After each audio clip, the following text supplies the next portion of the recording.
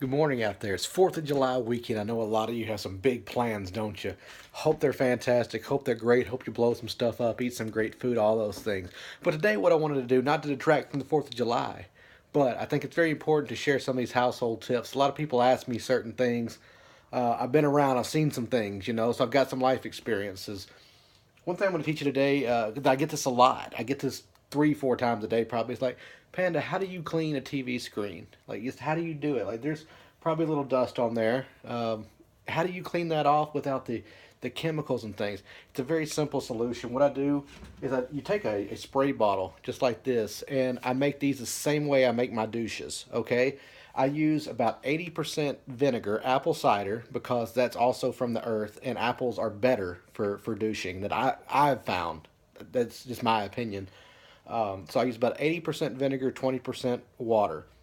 Some people will say do 50-50, but those people are idiots. So all you're going to do is you would just, first thing you want to do, safety first, okay? Even though it's going to create more static this way because you're turning it off. But I didn't turn it off. I hit the input. Just ignore it. That was an example of what not to do.